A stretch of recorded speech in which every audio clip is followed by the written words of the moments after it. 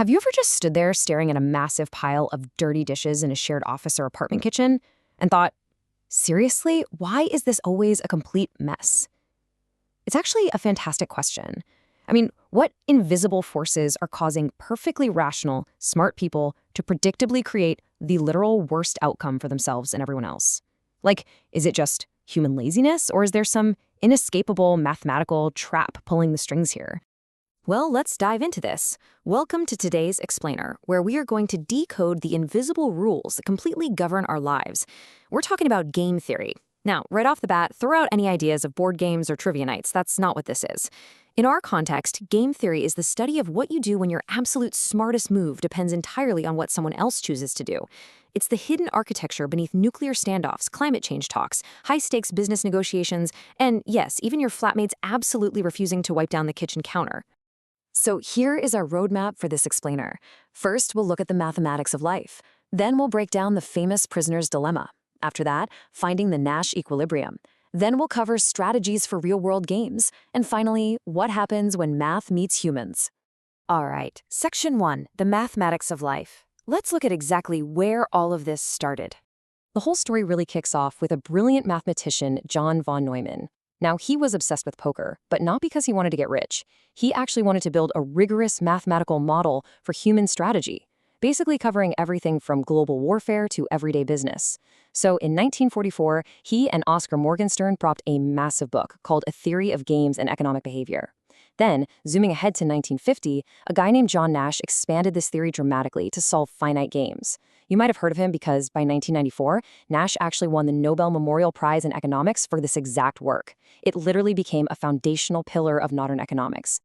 Okay, so what actually defines a game in this world? It requires three very strict components. First, you need players, meaning two or more deciders. Second, you need strategies. These are the available actions you can take that depend directly on what the other side does.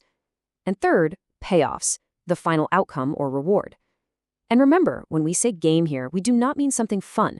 We mean something entangled. It's a situation where your best possible choice is mathematically hooked to their choice.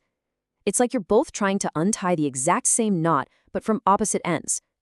Now, early on, von Neumann focused really heavily on zero-sum games. You probably know this concept. In a zero-sum game, like a poker match, every single dollar you win is exactly a dollar someone else lost. It is pure conflict over a totally fixed pot.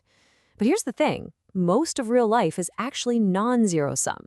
That means the pie itself can grow or shrink depending on how you both act.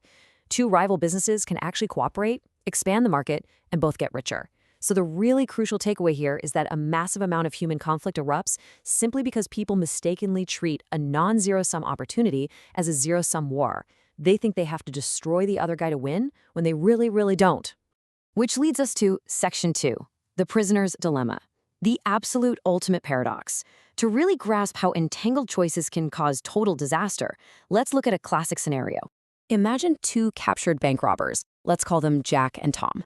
They're locked in separate interrogation rooms and offered the exact same deal by the cops. Now, take a look at this grid. This is what we call a normal form matrix. Let's trace their fates. If they both just stay silent, look down at the bottom right, they get 5 years each. If they both confess and rat each other out, look at the top left, 10 years each. But here's the twist. If Tom confesses while Jack stays silent, Tom walks totally free and Jack takes a massive 20-year sentence. And the exact reverse happens if Jack confesses while Tom stays silent. Now, they have to make their choices at the exact same time without talking. So what would you do? All right, moving to Section 3, finding the Nash equilibrium. This is where the trap closes. The absolute best combined outcome for both of them is obviously to just stay silent. But locked in separate rooms, can they actually trust each other enough to do that? Well, this brings us to a huge concept called a dominant strategy. That is the move that yields the absolute best payoff for you, regardless of what the other person does. Let's look at it from Tom's perspective. If Jack stays silent, Tom can either get 5 years for silence or 0 years for confessing. Confessing is way better. Now, what if Jack confesses? Well, Tom gets 20 years for silence or 10 years for confessing. Confessing is still better. So no matter what Jack does, confessing is Tom's dominant strategy. It's his safest, smartest bet. And because Jack is looking at the exact same math, confessing is Jack's dominant strategy too. And here is the tragic result. Because they both rationally follow their dominant strategy, they both confess, and they land themselves 10 years each, even though they could have just stayed silent and gotten 5. This inescapable trap is the Nash equilibrium. Basically, a game settles into a Nash equilibrium when no single player can improve their outcome by changing their move by themselves. Think about it. If they're both confessing, neither Jack nor Tom can switch to staying silent on their own without instantly turning their 10-year sentence into a brutal 20-year sentence. They are completely mathematically locked in. It perfectly, brilliantly illustrates the quote on your screen right now. Rational alone, a disaster together. This is the mind-bending reality of game theory that Hollywood usually skips over. A perfectly stable equilibrium does not mean a good outcome. It definitely doesn't mean a fair outcome. It literally just means stop. It's a state of total paralysis where nobody gains by moving alone. Finding the perfect individual move is exactly what sank them both. Crazy, right? Let's jump into Section 4, Strategies for Real-World Games. So far, we've only looked at simultaneous, blind choices. But what about sequential games? Things like chess, where you can see their past moves, project into the future, and take turns. Game theory actually has a super strict mathematical procedure for navigating these branching trees of future choices. It's called backward induction. To solve a sequential game, you actually don't start at the beginning. You start at the very end of the line. You look at the final possible move, figure out what the last player's best rational choice would be, and then you literally work backwards step by step, pruning away any branches that would logically never happen. This is an absolutely crucial tool for testing threats in the real world. Say someone threatens you. Use backward induction. Ask yourself, will carrying out that threat actually be in their best interest when push comes to shove? If the answer is no, it's just a bluff. You can totally ignore it. But what if you are the one making the threat, and you want to make sure it isn't seen as a bluff?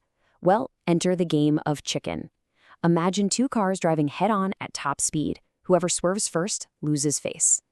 The really ugly mathematical lesson here is that you win by visibly destroying your own flexibility. If you want to win for sure, you rip your steering wheel off and hurl it out the window so the other driver sees you do it. Now, you physically cannot swerve. Because the other driver knows you cannot back down, they rationally have no choice but to swerve. In high-stakes standoffs, power is not about having options. It's about credibly removing your own ability to retreat. It's a wild concept. Okay, but what happens if we play a game not just once, but every single week, forever? In a repeated game, the future casts a very long shadow over today. Suddenly, betraying your partner isn't a smart move at all, because they're definitely going to punish you next time. The strategy that famously wins out over time in these repeated scenarios is called tit for tat, and it's so simple. First, start nice, then just copy whatever they did last time. If they betray you, punish them exactly once. But the moment they return to being nice, forgive them instantly. It is retaliatory, yes, but it's forgiving. And it proves that being trustworthy is actually entirely rational when you have to deal with someone long-term. And this math scales right up to explain the massive frustrations of our daily lives. It perfectly answers the question we asked at the very beginning of this explainer. Why is the shared kitchen always a total mess? It's the tragedy of the commons. The benefit of leaving your dirty mug in the sink is entirely private. You save yourself 5 minutes. But the cost of a gross kitchen is shared across everyone. Individually sensible moves completely wreck the shared resource. And conversely, look at public goods and free riding. Think back to a dreaded group project in school. The exhausting effort is yours alone, so you ease off, betting the other group members will carry the weight. But when everyone thinks that way, nobody works, and the project limps in at a C-. Finally, Section 5, When Math Meets Humans, or as I like to call it, behavioral game theory. Because here's the thing, what happens when we run these rigid, pristine mathematical models on actual messy people? Well, the math starts to bend. The classic equations assume we are all cold, perfectly rational optimizers. But humans drag in all their emotions. Let's say you offer a human a really unfair split of some free money. The math says they should take whatever they can get, because free money is free money. But in reality, a human will literally torch their own share just to punish you for being greedy. The mathematical theory isn't wrong, it's just the skeleton. Real human behavior is that skeleton wrapped in revenge, a sense of fairness, and the simple fact that most of us don't bother thinking more than 2 steps ahead anyway. Ultimately, game theory was never really just about games. It is the invisible scaffolding beneath every single negotiation, every shared resource, and every standoff you're ever going to face. You are hopelessly entangled in these games right now, today. But armed with this explainer, you no longer have to play blind. Now that you can actually see the board and you know the math behind it, the real question is, can you spot the dilemma, name the trap, and change the payoffs before it closes on you? Most people never even see the game at all. They just lose and they call it bad luck. But not you. Not anymore.